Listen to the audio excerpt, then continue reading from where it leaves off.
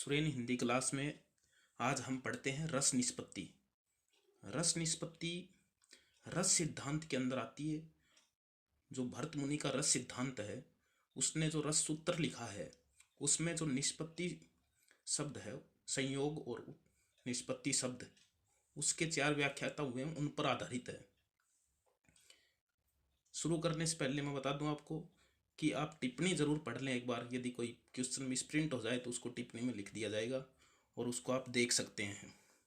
पहला प्रश्न है, आचार्य शंकुक का अनुमितिवाद किस दर्शन पर आधारित है? तो यह है न्याय दर्शन पर। न्याय दर्शन जो होता है उस पर इनका ये वाद जो है वो आधारित है। आचार्य शंकुक का अनुमितिवाद न्याय दर्शन पर आधारित है। दूसरा प्रश्न है, शैव दर्शन पर आधारित रस निष्पत्ति का कौन सा वाद है? तो रस निष्पत्ति का अभिव्यक्तिवाद जो है, आचार्य अभिनव गुप्त का अभिव्यक्तिवाद जो है वो शैव दर्शन पर आधारित है। ये महत्वपूर्ण प्रश्न है और शायद इस सिद्धांत से संबंधित, रस निष्पत्ति से संबंधित कोई क्वेश्चन इसमें नहीं छूटेगा। तीसरा प्रश्न है जो बहुत बार परीक्षाओं में आया हुआ है, चित्तर तुरंग न्याय पर आधारित रस सिद्धांत किस आचार्य का है? यानी चित्तर तुरंग पर आधारित जो है वो किसने रस सिद्धांत में व्याख्या की है? तो आचार्य शंकुक ने की है। ये क्वेश्चन अलग तरीके से पूछ लेते हैं, चित्तर तुरंग ज्ञान भी पूछ लेते हैं। तो इसलिए तुरंग का मतलब घोड़ा होता है और इस न्याय का मतलब भी यही होता है कि घोड़े के चित्र को देखकर घोड़ा ही बताना चित्तर तुरंग न्याय या चित्तर तुरंग ज्ञान है।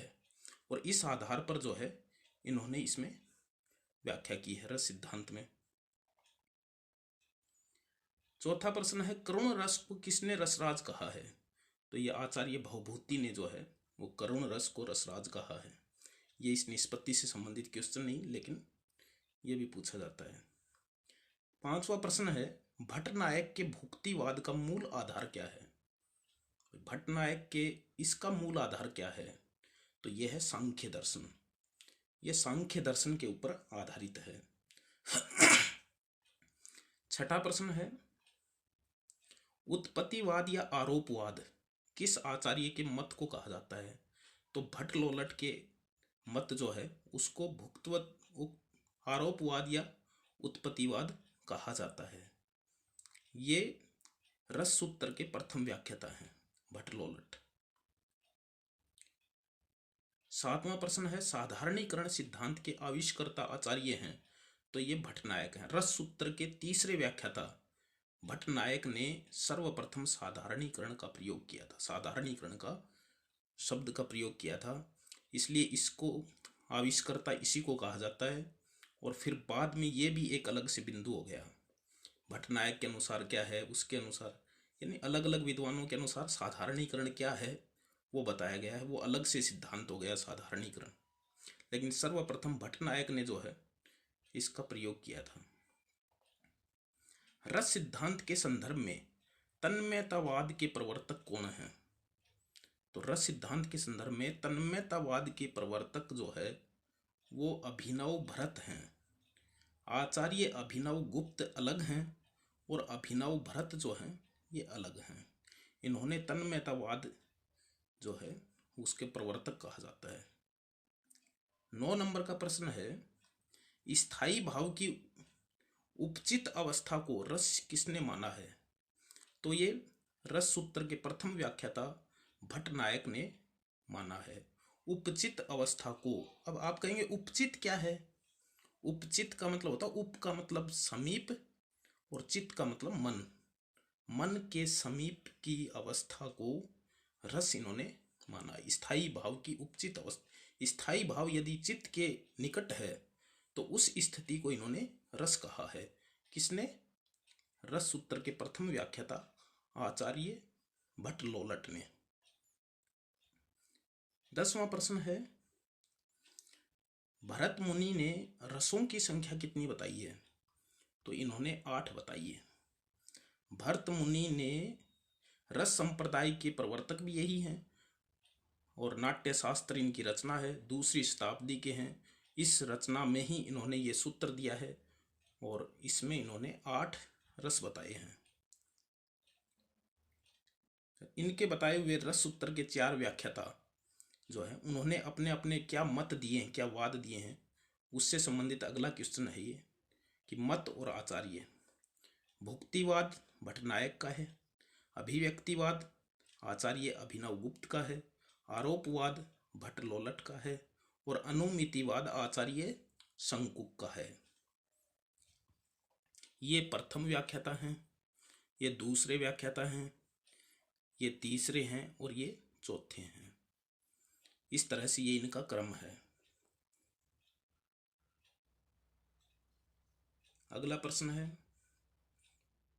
रस सूत्र में संयोग का अर्थ भोज्य भोजक का संबंध किस आचार्य ने माना है? यानी संयोग का अर्थ भोज्य भोजक किसने बताया है? तो वो तीसरे व्याख्याता भट्टनायक ने बताया है। रस सूत्र के तीसरे व्याख्याता भट्टनायक ने संयोग का अर्थ भोज्य भोजक माना है।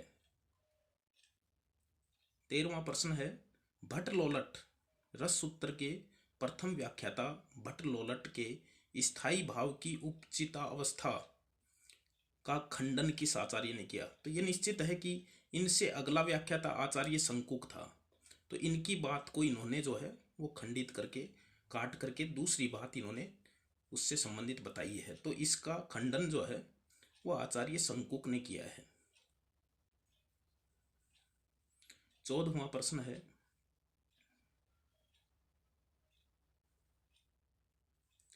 भरत मुनि का रस निष्पत्ति सूत्र है, मतलब जिसका इन्होंने 4 व्याख्याताओं ने जो व्याख्या की है वो सूत्र क्या है? तो इन्होंने अपने नाट्य शास्त्र ग्रंथ के अंदर जो है वो रस निष्पत्ति का, यानी रस को कैसे निकाला जाए काव्य में से, उसका सूत्र बताया। विभावानुभाव, ये वाव ऊपर लिख दिया, इसमें लिख नहीं पाए।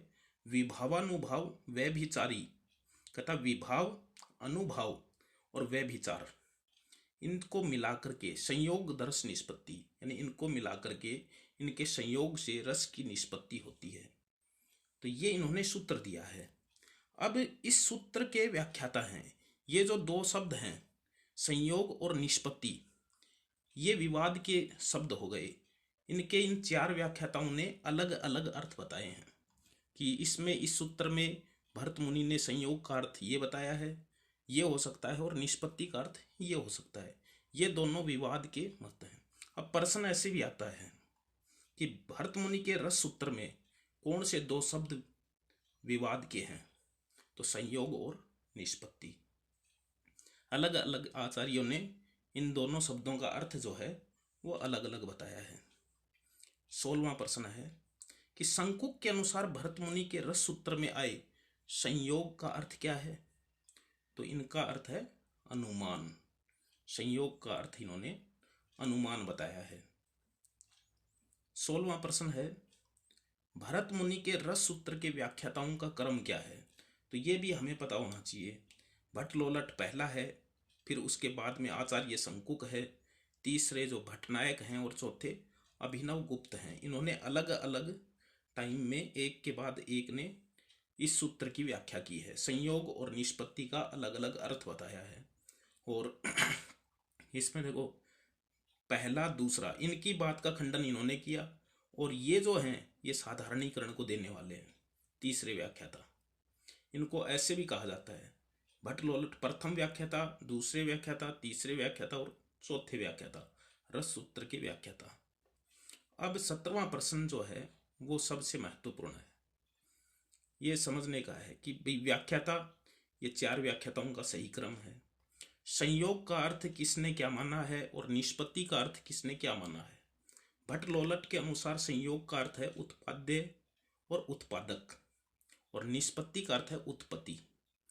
आचार्य शंकुक के अनुसार संयोग का अर्थ है अनुमान और निष्पत्ति का अर्थ है अनुमिति।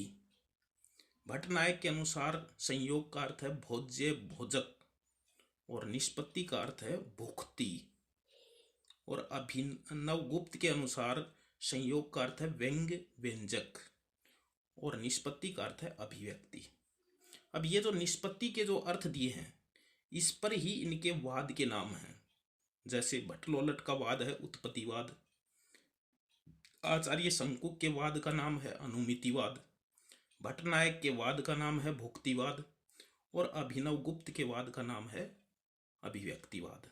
तो ये इनके जो निष्पत्ति के जो अर्थ दिए हैं, इस नाम के ऊपर ही इनके वाद के नाम पड़ गए हैं, और ये संयोग के अर्थ इन्होंने अलग अलग बताए हैं। यह आपका अंतिम क्वेश्चन, रस संप्रदाय के प्रवर्तक भरतमुनि है, दूसरी शताब्दी इनका काल माना जाता है। ये प्रश्न भी आता है, भरतमुनि का समय माना जाता है या काल माना जाता है दूसरी शताब्दी। और नाट्य शास्त्र नामक ग्रंथ जो है इन्होंने लिखा है, उसमें इन्होंने इस सूत्र को जो है वो दिया है। ये कुल 18 क्वेश्चन है। ये मेरा नाम है संग्रह करने वाले का। क्वेश्चन अच्छे लगे तो आप टिप्पणी दें, शेयर करें, और आगे कौन से बिंदु पर आप क्वेश्चन चाहते हो वो भी बताएं। इसी के साथ फिर मिलते हैं किसी अच्छे बिंदु के साथ, तब तक के